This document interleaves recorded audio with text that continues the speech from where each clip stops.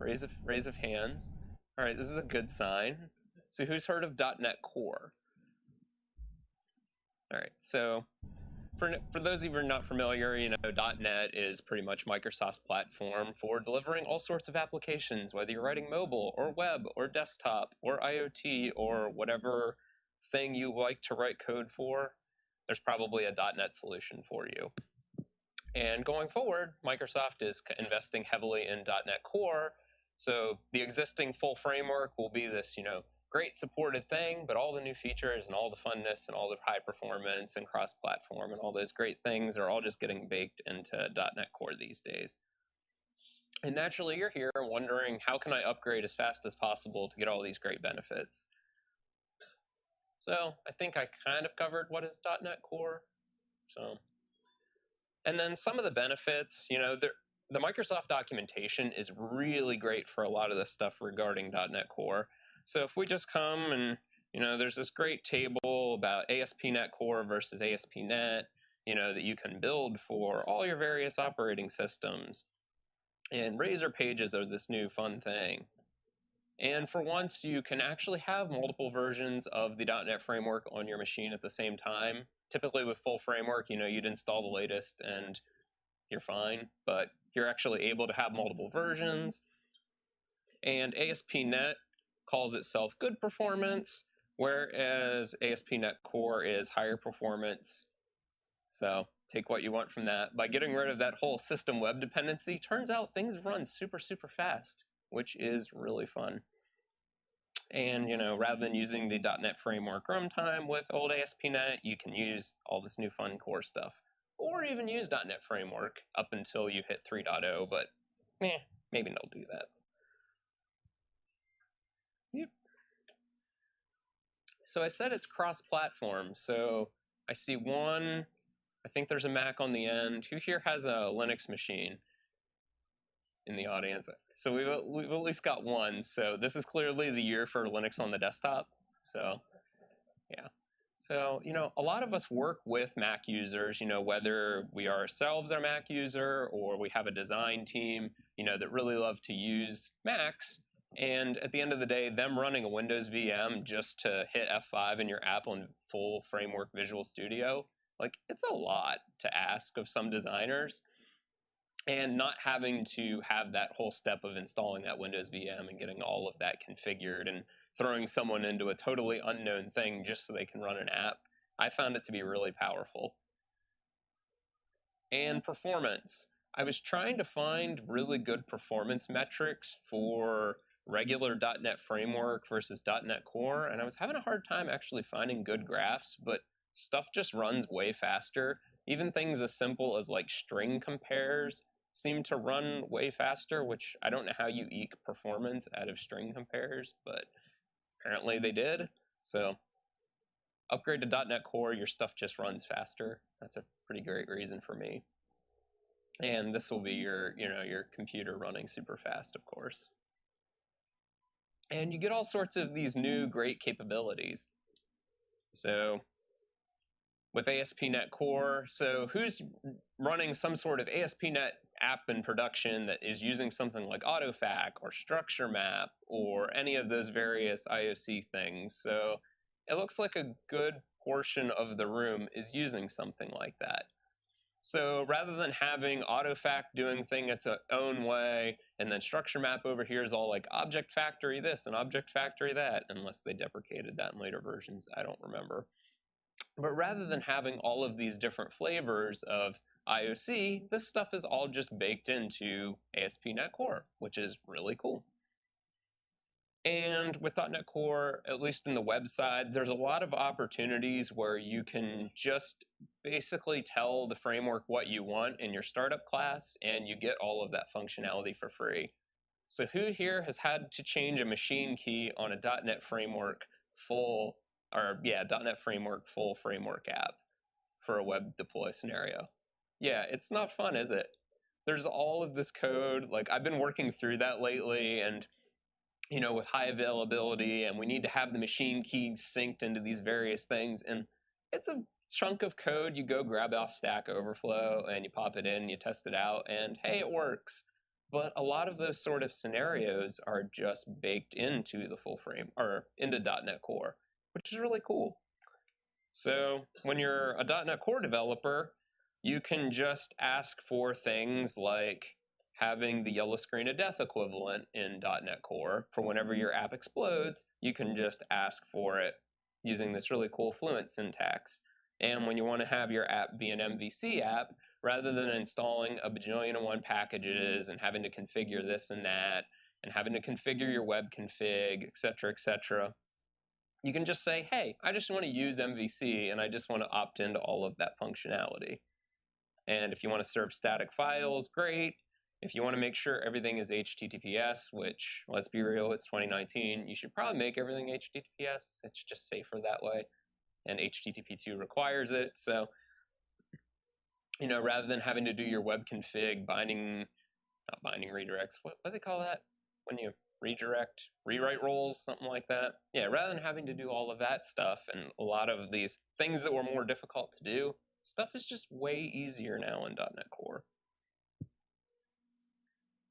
And you now can use editors that are not Visual Studio and not have a completely terrible time. So who here has actually tried to edit a full framework app in something besides Visual Studio or JetBrains Rider? Like we're talking like Notepad or like Vim, like that sort of thing, like trying to run Omni Sharp and hoping and praying that it won't just not work ever at all. But yeah, you actually have these opportunities to use like editors that are not full framework Visual Studio and actually still remain productive. So you can use things like Visual Studio Code, which I find to be, kind of my new favorite for doing a lot of this stuff. Or, realistically, you can actually use Notepad in the command line. I mean, I wouldn't recommend it, but you totally could do it, and it wouldn't be the most painful thing you've ever done. So what does it look like when we change from CS Proj old to .NET Core? So it's greatly simplified. So I think I have an example here of what it looks like. So this is an example CS Proj file from something we've upgraded to .NET Core. And this is just the simple class library, but hey, it has a debug, build configuration and a release configuration. And of course, we need this system XML link. I don't know why, and system.data and system.xml. And of course, everybody's favorite thing, you define every single file that is in your project. And when you work with people who aren't familiar with Visual Studio and they're working with JavaScript files, you hope that they remember to go into the CS Proj and manually change it if they don't use Visual Studio. So that's fun for everyone involved when things don't get deployed, and they should be. So you get rid of a lot of this cruft, like this project GUID. Does anybody know what this GUID is or does? I don't. Is this like the one that is the class library?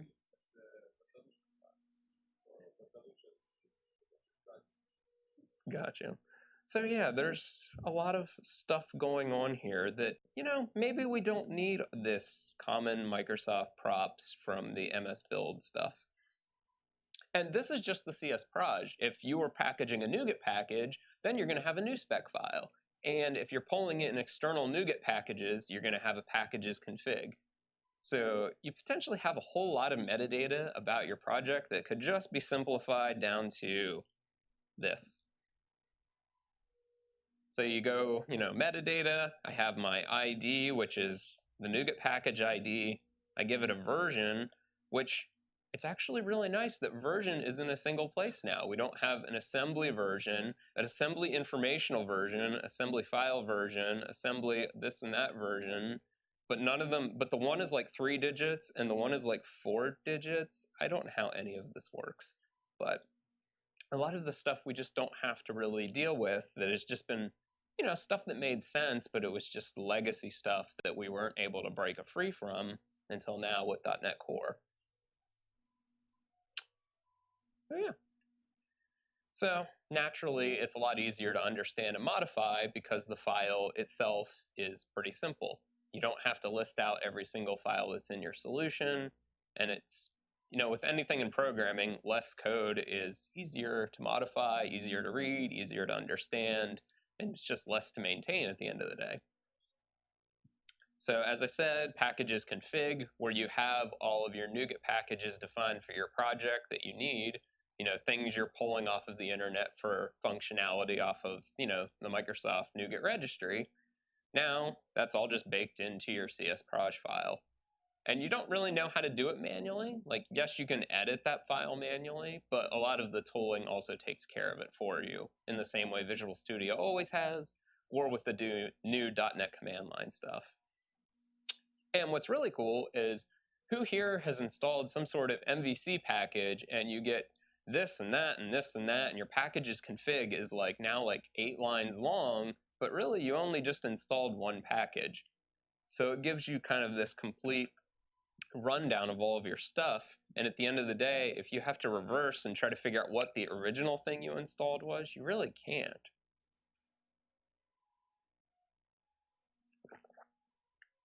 So that can be kind of a frustrating experience, but with .NET Core, it only adds the things that you explicitly add, not every single dependency that the thing relies on.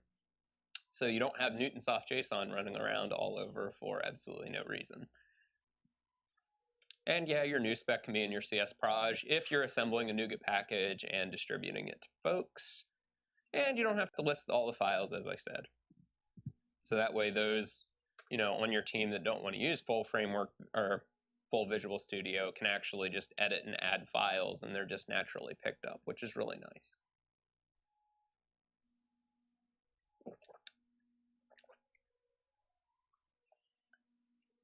Yeah, so I kind of showed, the CSproj before and after, but show it to you here again. I'm going to blame the fan for the dry air. So, we've got this big long thing here, and, and that wasn't even including any packages and such, and now we've got this short little trim file here. It's really easy to read, maintain, modify, fun to work with. So that makes us all very happy. So of course, something from Zootopia is naturally necessary there. So now we also have the .NET CLI. So if you like using Visual Studio, there's absolutely no reason to stop using Visual Studio. Nobody's going to look down on you. Yeah, there might be that one Vim user in the corner of the room that'll look down on you, but that's fine. Don't worry about that person. But you're able to just do a lot of these commands from the command line. So in order to add a package to one of your projects, you'd cd into where you're at, and then it'd be .NET add package, name of NuGet package. And then that would, from a command line, download the package, do the package restore, and add the appropriate entry to your CSproj file, if it will work in .NET Core. Otherwise, you'll get an error, and you'll have to figure out what you need to do. But a lot of this functionality can just now be done from the .NET CLI. So really, you can create a whole new project without ever going through Visual Studio. So I'm going to demo it through Visual Studio, but at the same time, if you wanted to, you could just do .NET new, and then there's all sorts of various things. I don't know if one's like class lib. I don't know without looking. But I think you can just type .NET new, and it will tell you all the various templates and options that are available to you. But you can also just do file new project, as you've always done with Visual Studio. So I've got some examples. I'll get to them. But how many of us are dealing primarily with desktop apps in the room? It's like a show of hands thing. Does nobody do desktop anymore?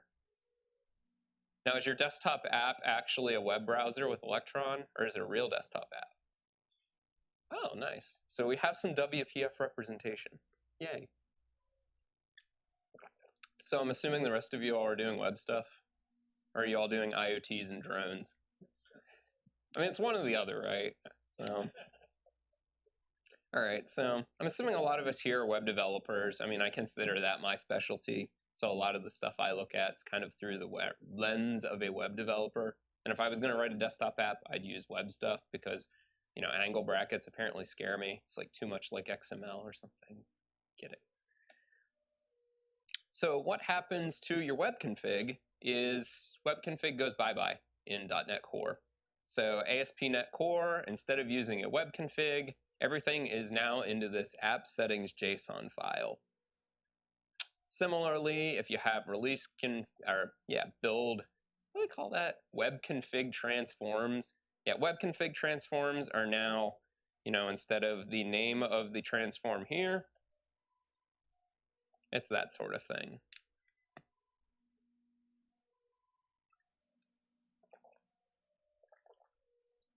So same great app settings, just now you're doing in JSON instead of XML.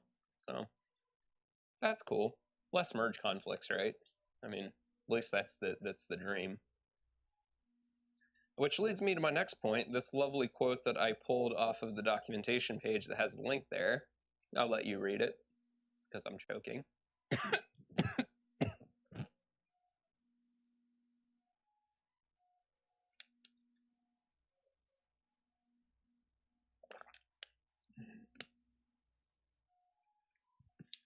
So who here works on a team? I won't ask if you like everyone on your team, but that's neither here nor there. But who here has worked on a team and had a merge conflict? Assuming everyone. Who here likes XML and merge conflicts?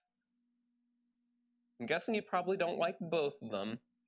So with not adding that complete list of files to your CS_proj file, you find that you actually have a lot less merge conflicts that are just annoying to resolve. Or you have that one where it's like listing out all of your various dependencies and such, and then the merge tool like messes up the wrong, the closing tag, and it ends up not being where it's supposed to be, like all of those sorts of shenanigans. Well, that stuff just goes away with .NET Core, which is, really helpful for your team moving forward, rather than being like, hey, you need to rebase this pull request for absolutely no reason, but you do, so get on it. And who uses Entity Framework? Who uses Entity Framework Core? A little bit, but there's a lot more Entity Framework 6 representation in the room. And until .NET Core 3, you're really not going to be able to move your EF6 code forward. And me personally, I don't recommend trying to port everything to EF Core with .NET Core 3 right around the corner if you want to keep using your EF6 stuff, because I'm guessing you probably don't want to try out every single endpoint in your ASP.NET app to make sure everything still works. So that's kind of just my side note on an entity framework, because a lot of us are using it, myself included. So it can be kind of one of the sticking points if you're, looking to upgrade to .NET Core. So now I've got fun demos where you get to watch me try not to fail. Of course, I'm typing Visual Studio in all caps because I'm angry.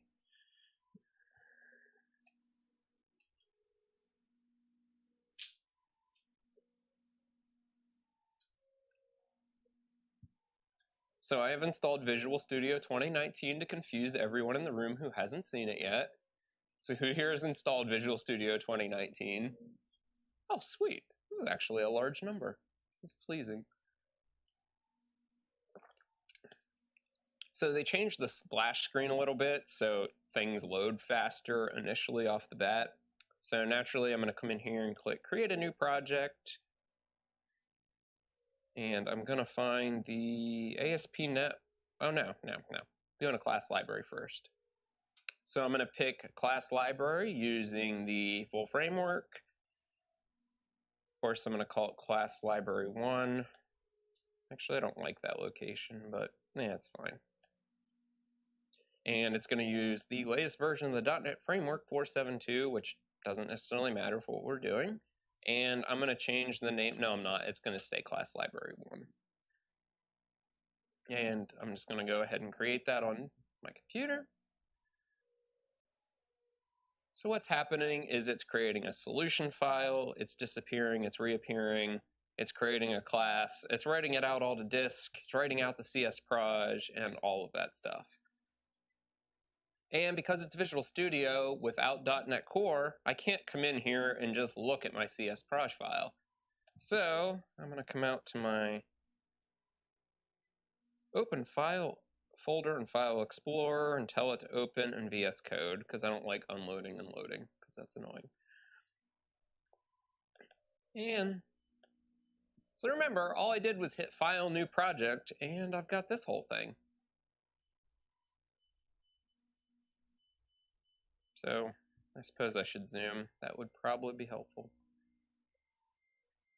So I've got the bin and obj folders, which are like compiler things. I've got this properties assembly info that has these very important various versioning attributes. Of course, there's 2 of them, because why not? Got my debug, release configs, that's, set the debug constant, doesn't set the debug constant, very important. And the list of files down here. And for some reason, I guess I need C# targets for newer C# features. So there's a lot going on here. So let's upgrade this to .NET Core. And there's all sorts of tooling I found online that can help you analyze your stuff and help you with the migration and this and that and the other thing. But I've personally found it's easier just to do it manually and to just walk through what you're doing, because it's also a good opportunity to look through stuff and to see what's going on, rather than just doing it with an automated tool. Because who here has done some sort of like rename refactor before and realized it didn't catch your razor views, and then you just like broke your whole app? But you used tooling and you did it really fast. But it's a good idea and a good opportunity to just walk through and make sure things are the way you want them to go. So just for funsies, we'll make a method here. Public string test takes in a string, returns the string. Not really necessary, but. So if we want to upgrade this to .NET Core, you right click and you're like, well, I don't really see anything about .NET Core. And I come into properties here. I don't necessarily see anything about .NET Core here either. All I see stuff's about the framework. So first step in my mind is just close Visual Studio, come into your favorite text editor, open up the CSproj file, and do that. No more CSproj file. It is gone.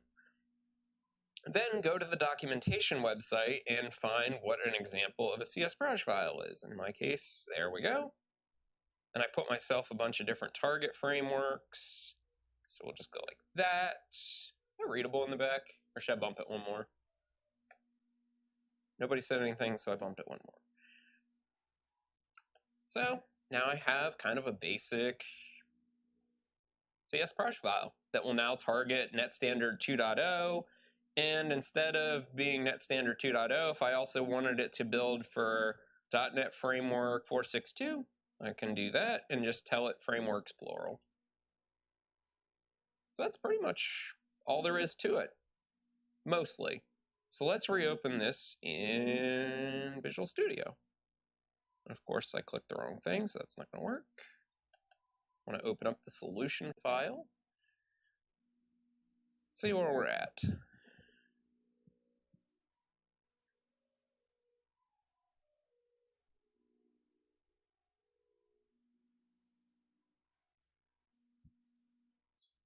And I didn't start my timer, so I'm looking on my phone to know when my stop time is, because I honestly don't know, and I didn't start my timer.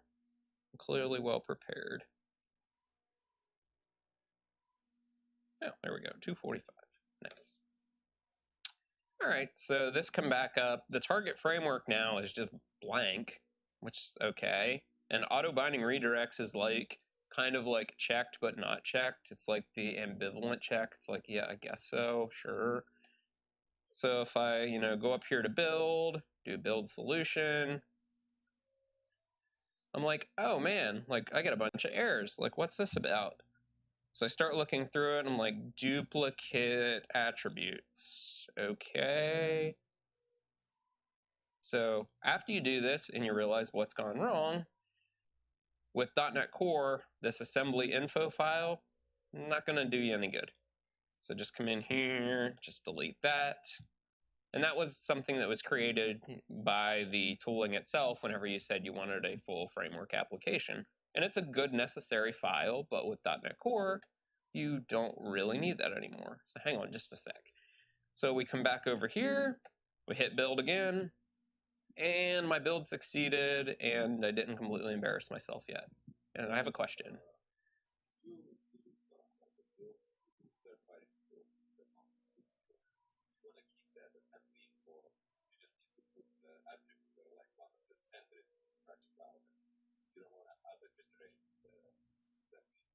Yeah. So I guess it was more of a comment around the idea that I guess you can turn off the automatic assembly info generation if you need to. So I guess if that applies to you in your use case, I'm guessing it's more of like, I have a solution that has a full framework thing over here and a .NET Core thing over here, and you need to like share that code amongst them. I guess you can turn that off, but that's probably something to Google, and it's not something I'm familiar with, so thank you.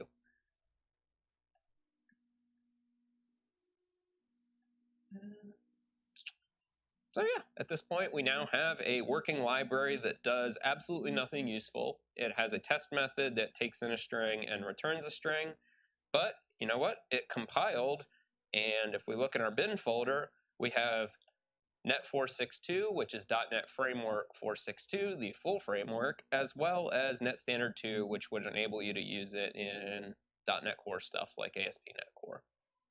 So yeah, that's pretty cool. And, you know, just to recap, all we did was we open up the CS proj file, we select all, we hit backspace, we went and found, you know, some very small bits of XML that we need, which is basically project, SDK, that, specify a property group, and then tell it what we want to build for. So that's the bare minimum of what you need in order to make all of this stuff work.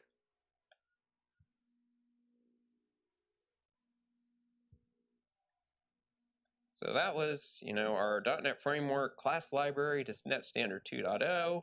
So naturally, the next place to go would be, you know, I'm not just writing some class library. I have a full-blown ASP.NET web application, and I want to bring that into .NET Core land. So what does that look like? So first, let me close all of this stuff. And does anybody have any questions at this point? Because if you have a question, it means everyone else does, and I'm explaining something poorly. So, yes.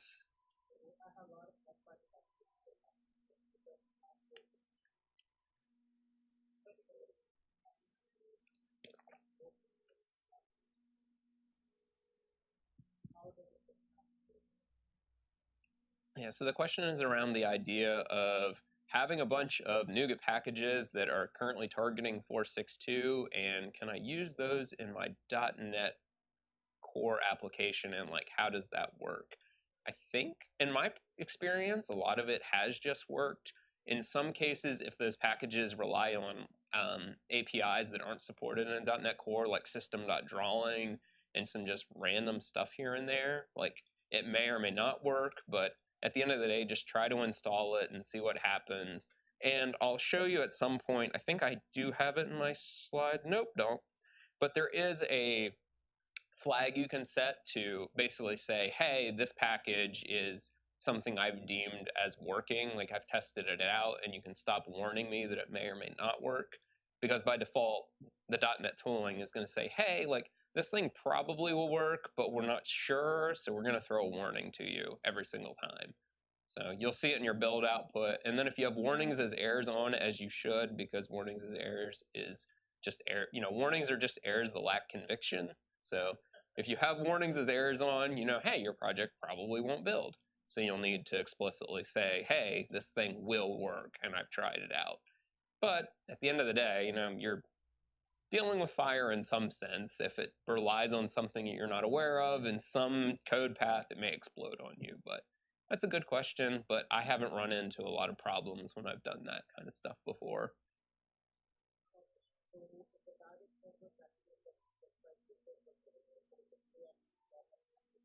Yep. Yeah, so the question is, if I open up my class library here again in Visual Studio Code, and we open up the CSproj file, we can see here we have this target frameworks, and it specifies both Net Standard 2.0 and Net 4.6.2. So it will build for both of those platforms. And yes, if you wanted to just do one of them, you could simply just remove support for Net 4.6.2, and it will just build only Net Standard 2.0. Yeah, you know what? I think it would work, right?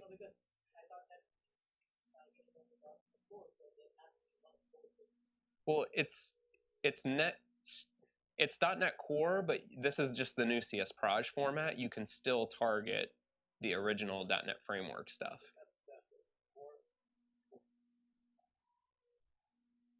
Yeah. I'm not going to try to explain the net standard thing. There's probably a really great blog post on Microsoft where it breaks down like what net standard is, but essentially net standard is an interface, and then the various implementations of .NET program to that interface. So if you want to create something that implements Net Standard 2.0, here's the list of APIs that you need to fulfill in order to have a working Net Standard 2.0 implementation. So then .NET Core, when it supports Net Standard 2.0, has all of those APIs programmed out.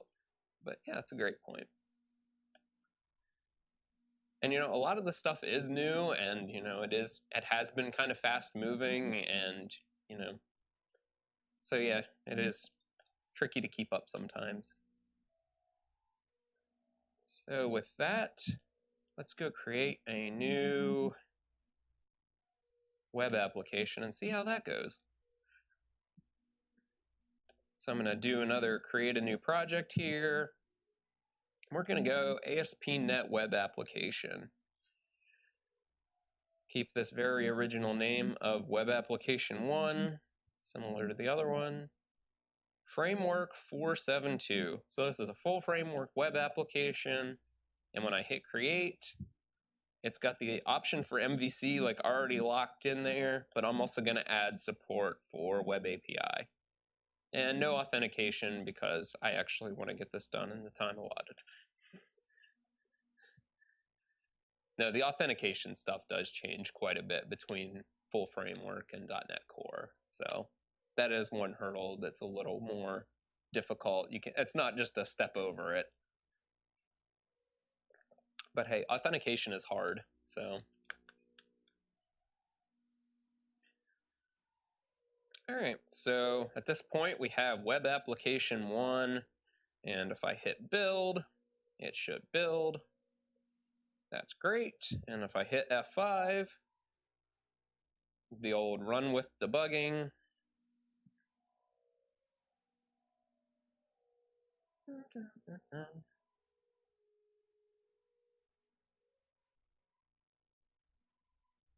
At the speed of the jet.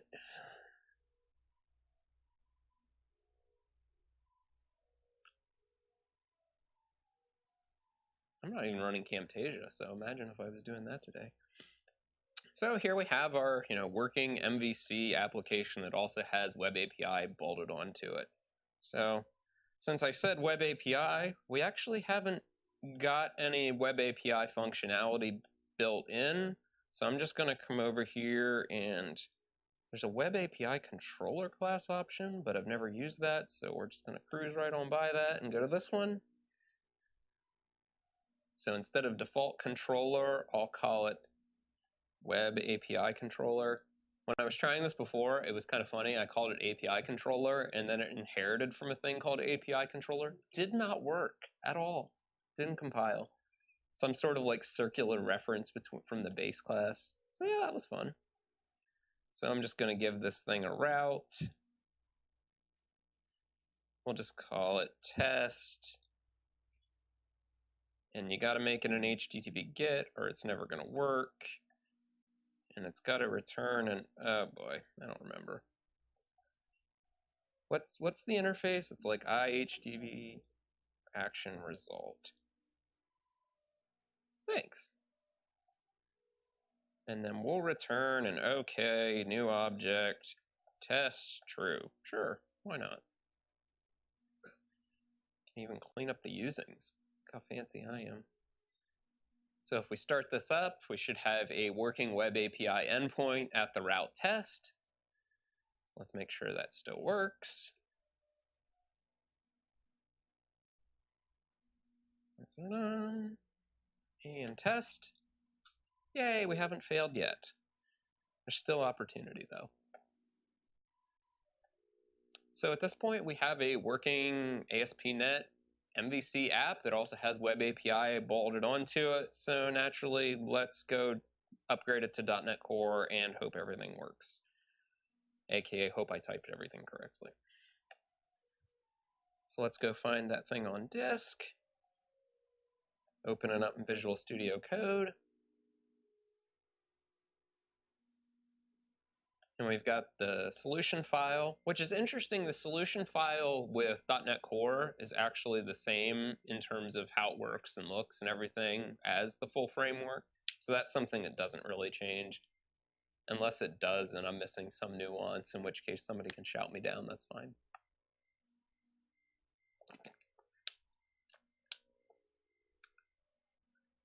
So with that, we'll come over here. And we start looking around and we're like, ooh, that's a big CS proj file.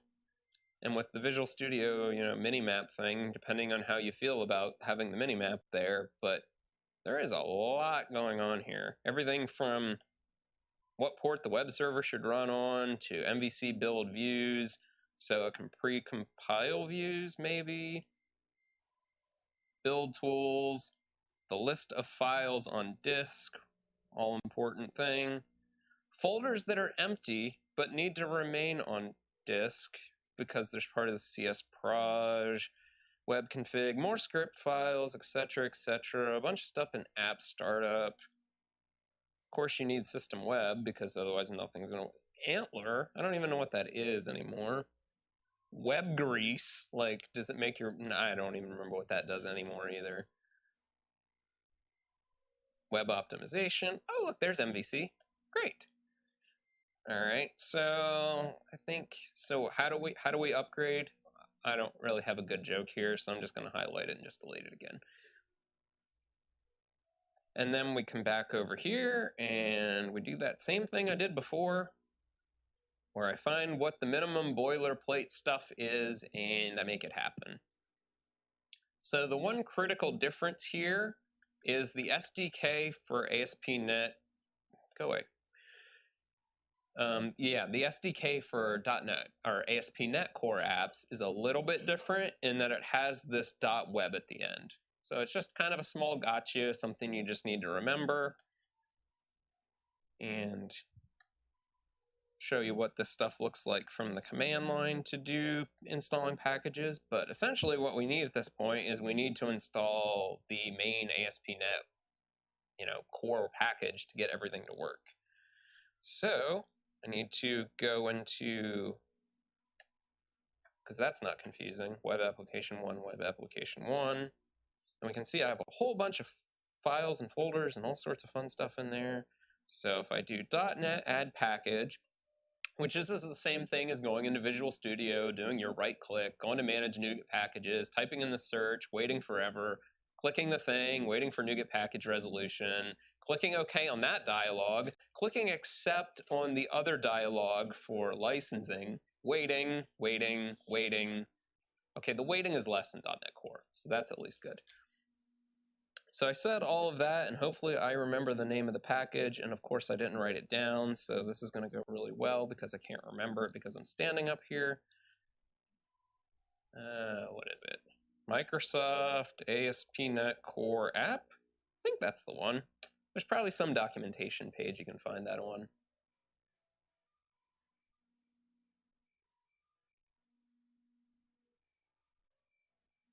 So that's going to run, and hey, it succeeded.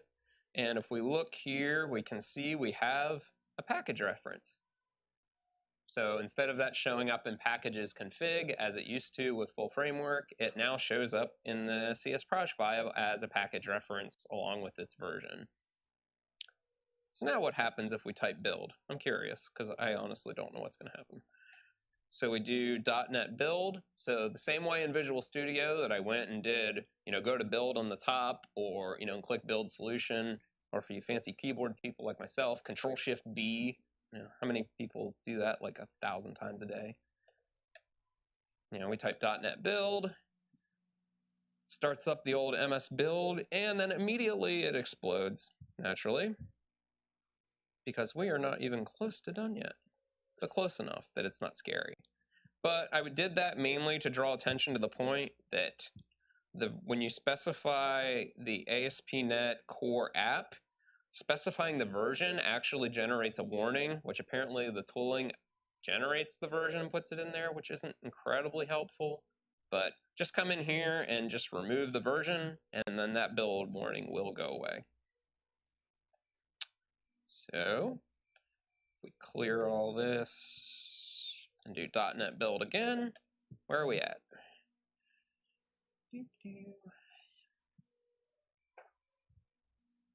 So we're missing usings, etc., bad things. So basically we just want to come in here, and at this point it's like, okay, we have area registration, global config, filter config, route config, bundle config. Let's just say goodbye to config. So just delete global ASAX and its ASAX partner. And then we go into packages config, and you know what, we probably don't need that either. This is the point where if you did have an existing application, you might need to evaluate what packages you want to reinstall. But remember, everything that's on this list, like something probably depends on Newtonsoft JSON internally, and it ended up in packages config, but it might not need to be in your new CS proj because it doesn't list out the child of child of child of child packages. It only lists out the top level ones. So you probably want to run through and figure out what you need and what you don't out of here, but we don't need anything, so I'm just going to delete it. And I was saying web config is deprecated in a sense, so let's just zap that after I get a drink.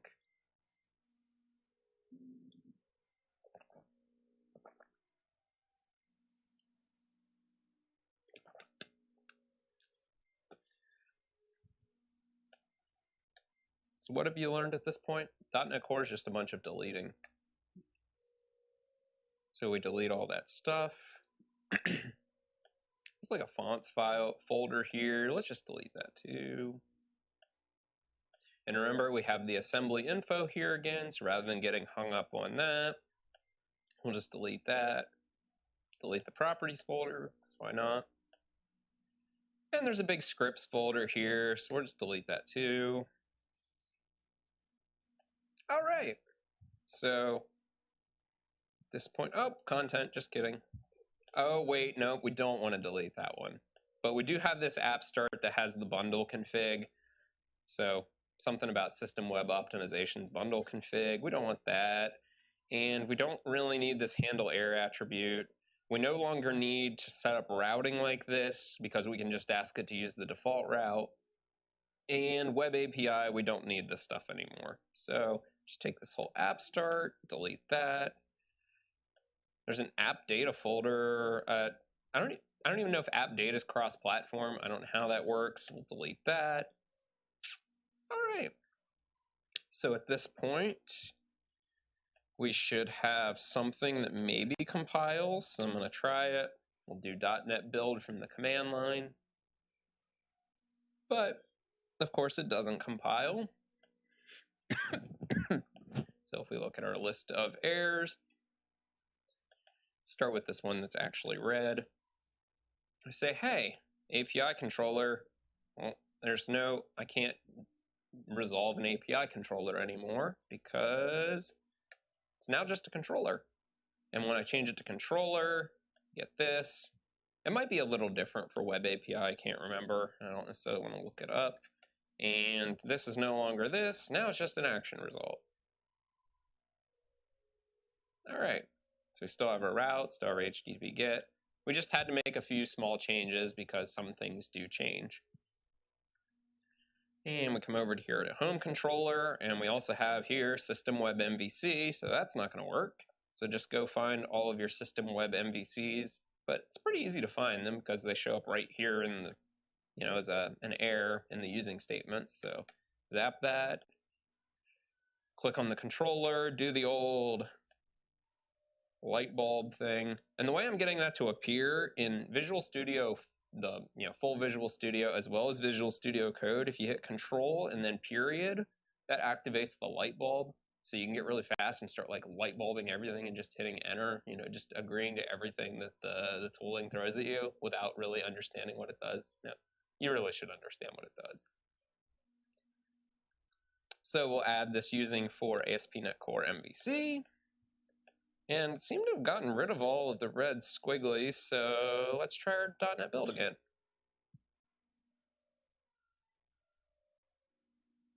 Ooh, so we have an app, but we don't have any way to start the app. So we don't have like a startup class over here. We don't have anything like that. So with .NET Core, you can kind of think of it in terms of a console app. So you need to create this thing, program CS. And fortunately, I have an example of one. And this is the case where you just look it up on the documentation and you find what one looks like and basically just copy paste it in. I do. That's the reason I'm not getting the help. So thank you. That's why everything is like blue, but yet not giving me errors at the same time because I'm missing using statements. So let's write code the way you're actually supposed to. Really? And this is the part where I demo fail. It's fine. We're all here together. Really? I mean, this one's all inline. You know what? I'm just going to copy paste the whole thing because I'm apparently not doing so well here. Namespace, web application 1. Assuming I still remember how namespaces work. And for whatever reason, I don't seem to be getting the tooling to help me with the using statements. So that's fun. So occasionally when this happens with Visual Studio Code, I do the old Control-Shift-P, and look what my recently used item is. Restart OmniSharp. So let's do that. So OmniSharp is what gives you the Visual Studio Code tooling in order for like C# type stuff. So, so I have required assets to build and debug are missing. So I guess I need those. So let's hit yes.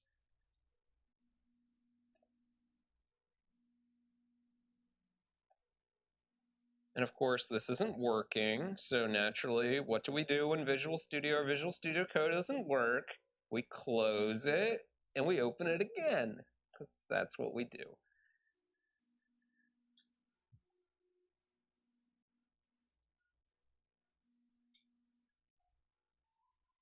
All right, I have no idea why that's not working, so I'm just going to move on. So naturally, here we defined that we're using a startup class, so that's something you would find in... You can also find those in full framework ASP.NET apps. Whenever you're using things like Owen, you'll see like a startup class. Well, that's something that's still part of ASP.NET Core, but it's actually even more important because it's where you need to wire everything up. So we create our web application 1. And this is also boilerplate code, but I'm just gonna pop it in here. So let's see if the tooling works. Oh, yeah. I'm really bad at classes today. But it looks like the tooling's working now, so that's a plus. So this is boilerplate code where it matches magically on the name of the method. So if you were to name this configure service instead of configure services, not that I did that yesterday while I was working through this and couldn't figure out why it wasn't running. Yeah, so you need to name these appropriately, and it just goes by magical naming convention that you need to name them these things, and then have, the things that you need to be a dependency injected. So we do the old light bulb on the things that are squiggly. So we go using, and then this was an MVC app, right? So we just do services, add MVC. So that's cool there. So we added MVC, so now we just use MVC. And we'll do with default route, just for funsies. So that pretty much... Oh, I figured out why program doesn't work. Does anybody see why program doesn't work? It's because it's not in the right place on the file system. You have to put it inside the right folder. There we go. So now program is going to give me my appropriate things. So red squiggly, add the appropriate using statements for Asp Net Core and Asp Net Core hosting. So we've got those, At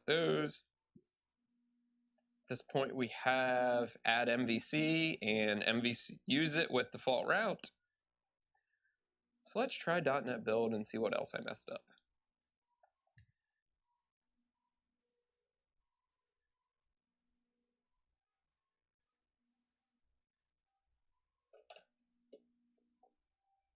All right, so layout doesn't have the script. So we come into layout, we go to scripts. And remember before I said how we were just getting rid of a lot of the system web optimization stuff and a lot of the stuff that isn't there anymore. So we're just going to zap that. We'll zap the scripts. See if that makes it more better. So we run .NET Build again. But I think you see the point that a lot of this is just lather, rinse, repeat. You just keep trying to build it. You work through the errors. You try to build it again. You work through the errors. Once you finally get it to compile like this, which I did, now we can actually run it. So I could either open Visual Studio and click on the little, play button at the top, or hit F5 in Visual Studio, or do the same thing and hit F5 in Visual Studio Code, and it will launch the debugger with our app and open up a browser window when it gets to the end. All right, so we have an app. It does work. It's lacking a little bit of styling because I yanked out all of its style sheets. And in the interest of time, I'm not going to go and work through all of the style sheet stuff. But it's really not too difficult to do. You just need to, actually reference the files and such. And with any luck, if we go to our test endpoint, so that was our web API endpoint with full framework, that still works in Asp Net Core. It just works by default. You don't really need to opt into anything web API. It's just web API is part of the default experience in a sense.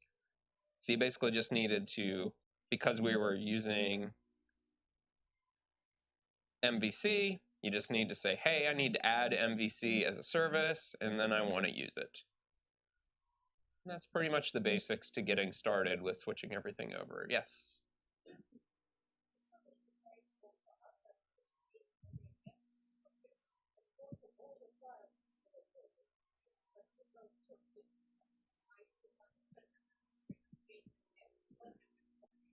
Yeah, so the question was around this idea of why are we editing the project in place and not going, to the console and being like .NET new, and figuring this out and saying .NET new web app, creating a completely new project and then just copying the files over. That's actually a great way to do it. And I just, you could do it that way and you might ultimately be more successful that way. There's less stuff you need to look up on the documentation. But if you find it easier to do it in place, you could do that as well. But, at the end of the day, you'll probably end up in roughly the same place. So yeah, that's a great point. You can also do it that way and just create a new application and then just copy over the files you need to copy over. So either way works great. But yeah, that's a great point. And I have some various other things, and I don't necessarily want to walk through them, but I'll tweet out some of the links to them or put them on the final slides. But I've walked through doing this on a few different libraries and just kind of, you can see just by looking at the diffs what it looks like in order to create or convert some various class libraries in real world scenarios where sometimes you actually do need to do a little bit more work, and maybe you can try to glean some stuff out of it. And let me see if I can find that. There was an ignore thing that I mentioned earlier. I don't know if I can find it real fast. It's in one of these. It's probably this one because it uses the SSH library.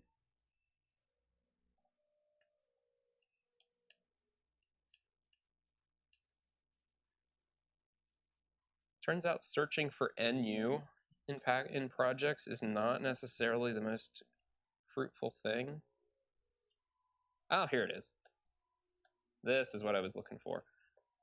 So this might be something you want to scribble down, but this whole directive here, no warn NU1701, sounds like I'm on the Starship Enterprise or something with those numbers, but essentially that's what tells the tooling and the compiler, et cetera, that whenever you bring in a NuGet package that doesn't explicitly reference Net Standard 2.0, that if it's Net 462, and it may be compatible with your stuff and it may not be, but it's going to give you a warning, this is a way to suppress that warning. So putting that at your solution level, or you can do it on an individual project or a package level, that's something that is helpful. And getting rid of warnings is like priority number one in my mind. So yeah, so that's kind of a helpful tip as well.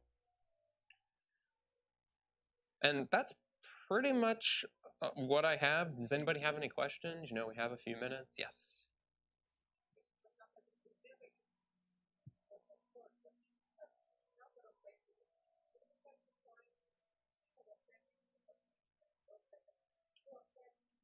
Gotcha. Yeah, so the question is around this idea that if you have a full framework application that you're using in production today, and you're using this package, and that package, and SSH.net, and JSON.net, and et cetera, like, do you have to find like new packages, or do you use the same ones? And I think the answer is essentially it depends, because the author of the package may have published up a new version that's .NET Core compatible, or they may not have. So maybe you'd be able to just upgrade the package to a newer version if it's not working, but maybe that package is just something that the authors abandoned and moved on from, and they don't have any path forward. And who knows, maybe they would let you become the maintainer of it. Maybe they would let you submit a pull request, but it's one of those, it's on an individual basis, and it may or may not work. So, but yeah, that's a great question.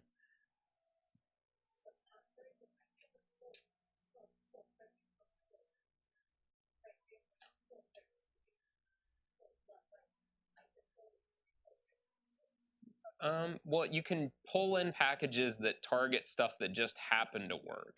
It's one of those, like, as you'll go through it, and like, I don't necessarily have all the rules memorized. A lot of the time I just try it, and if it works, great. If not, then there's something I need to figure out. So I've even done that recently with stuff, at my day job, where it's like I'm trying to, move stuff to .NET Core, and then I try something, it's like, oh, like, I got an error, like, it doesn't work. So it's like something needs to happen in that package to make everything just kind of work for me. So I've just been kind of, you just try it and see what happens, and just roll forward from there. But yeah, that's a great question. Yes.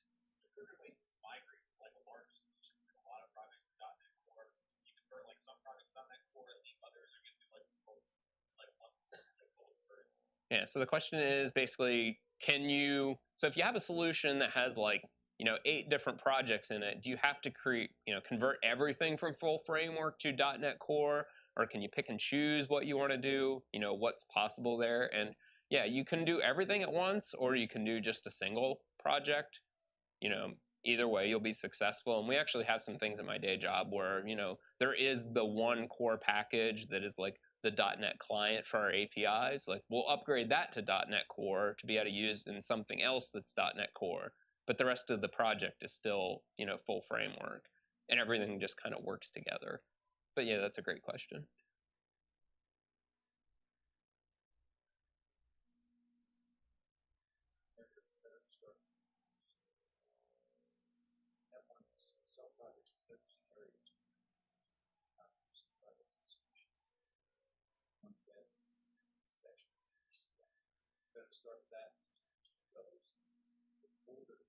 I don't know. The question is, if you have like a whole bunch of different web applications that are, instead of using MVC areas, that you decide to, separate them into different applications, maybe in like a microservices fashion or something.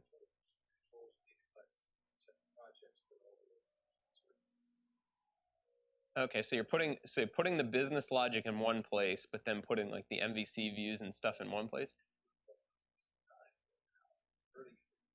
Yeah, but I think you'd be okay. So like converting the business logic, I think might be your best place to start, because then anything that can take advantage of that business logic, like if those classes are used in other places besides just ASP.NET, like if you're publishing like a NuGet package of a API client or something, like that might benefit from those sorts of things. So it might make most sense. It'd probably be easiest to start not in your ASP.NET project. You might find it's actually really easy to upgrade just POCO objects and stuff like that. So yeah, that's a great question. But with a lot of things in programming, it depends, right? It's the consultant's motto. It depends. Any other questions?